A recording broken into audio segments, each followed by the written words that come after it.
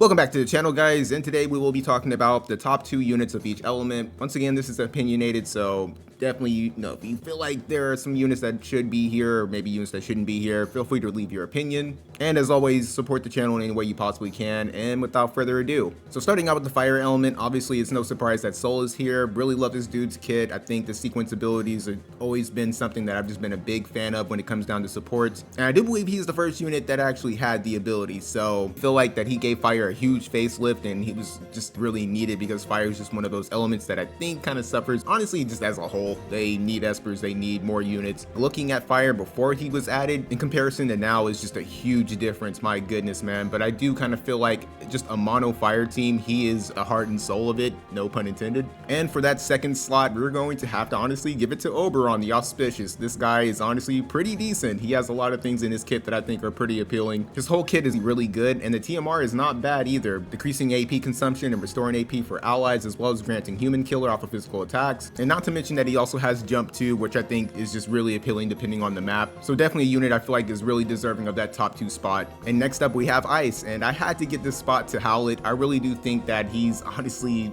a really annoying unit to deal with, especially when paired with certain units, even though he mainly deals slash damage, and I do kind of feel like slash is just one of those damage types that are kind of easier to build against. The fact that it's magic based I feel really works in his favor. He has Rune Knight, and we definitely cannot forget about Calamity Guard, one of the better things in Cleric, if not the best thing in Cleric, which all around is just really effective when going up against a lot of the units in the meta. And we can't forget that he has a general barrier break on his limit burst, which is really powerful, really good, just kind of gives him that synergy with whoever he runs with. And getting that second spot, it's no surprise that A2 is here. My goodness, it's just really nice to get characters that cannot be affected by human killer. She has extremely good range. She doesn't rely on just slash damage. She has high dragoon, which works in her favor. And I've always loved when units have that 30% hit chance ability. It just gives you something that you can kind of build up with accuracy. And we can't forget about the sequence ability. The fact that it heals her and then it heals somebody else that's in range is just really effective, extremely useful, especially if you have her just with defense, trust stones, or something that can get that healing power up, or maybe you're running her with Rosa. And whenever she gets her first turn in a battle, her intro is just godlike. I really do love it. I'm gonna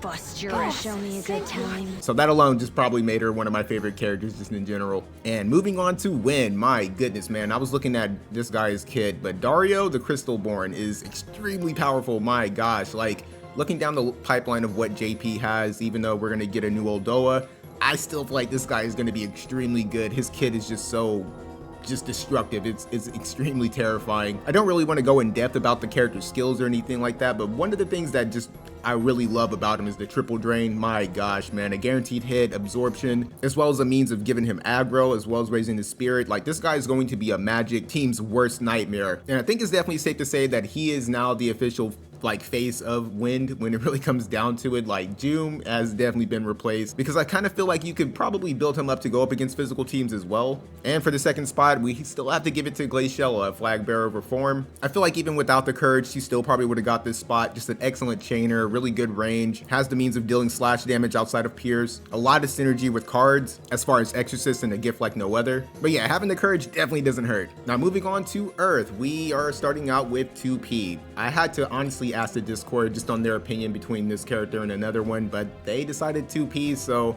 I was kind of going to go with her anyway, but I just, honestly wanted some opinions on that. But outright, going up against her, my goodness, she definitely feels like a cost 100. The evasion's working for her. She has a lot of things in her kit, good movement. I also really love her TMR, not only like for just evasive units, I can see it being used for a tank or anybody who has a really good counter ability. And then on top of that, it definitely doesn't hurt being a machine class. That Maneater is not going to be as effective. And when it comes to guild rate, she's going to be an excellent addition to Earth, just so many means of chaining. And as for the second spot, this definitely still goes to King Bradley. My gosh, man, this guy is still a terror. I saw a lot of him when it came to class match, and for good reason. I mean, it's Bradley. I don't know what else to say. Now moving on to Lightning, we definitely have to put Lightning Astraeus here. This dude is just so good. My gosh, man. Outright, when it comes to any kind of TMR that raises bravery, his is like second to none. His kit is extremely good. He has the means of doing strike damage. Just like 2P, he has that Arminger effect where he can get that extra hit off of a skill, and having a limit burst that can inflict poison at a decent clip definitely doesn't hurt either. I think he's definitely deserving of this spot. spot. And for the second one, we had to still give it to Alaya. So many different things to say about the character. Love Stag Impact, love the whole re-raise removal thing that she can give to her teammates, but not much to say about the character. I'm pretty sure everybody knows just how disgusting she can really be.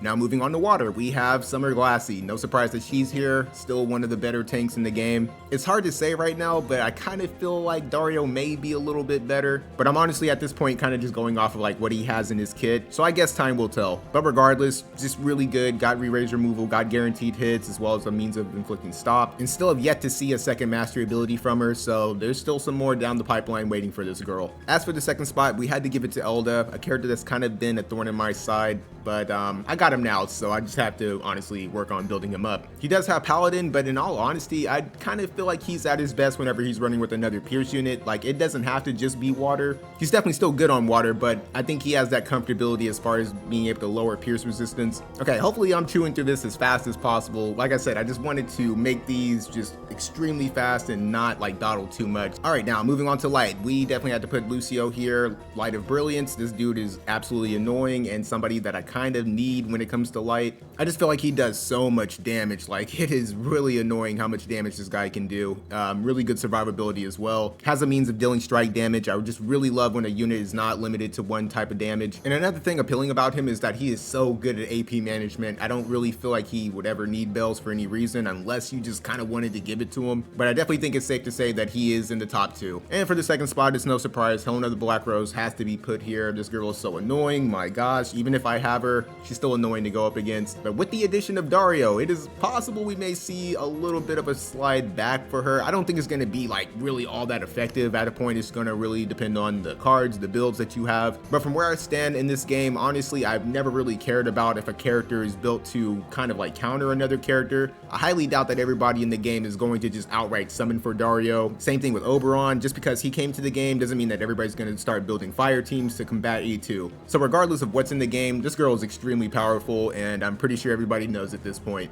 And last but not least, we have Dark. Vivi, of course, Helena's best friend. A lot of synergy with her, and a lot of synergy, honestly, with Raph as well. Or just any character, honestly, that has re-raise. Once again, love Blade Soul, love the Red Mage, just different means of dealing damage. Outright having re-raise, I think, is just really appealing about the character, and probably has one of the more annoying limit breaks in the game, so yeah, it definitely has that working for him. And for the second spot, I had to honestly give this to Luna Catone. I think she's just extremely powerful. She has a lot working in her kit. She has the strike damage, she has the slash damage, extremely good survivability. The TMR that she has is honestly pretty good as well. And by pretty good, I mean damn good. It has the agility, the defense, the abilities on it as far as lowering her hate and decreasing her AP consumption, increasing her reaction block rate. It's probably one of the better TMRs in the game. But as a whole, the character is extremely appealing to put on a team. Just like her other version on Earth, you can't remove her courage, and she's always going to have it as long as her health is above a certain threshold. So unless you're just outright blitzing the girl, you're never going to be able to one-shot her or just two-shot her and get her off the board immensely fast. But then again, Dark has always had like some of the most powerful cost 70 units when it really comes down to it, so I guess it's no surprise that she would be here. She has haste on her limit break. She is an excellent chainer. She can deal it in both strike and slash damage.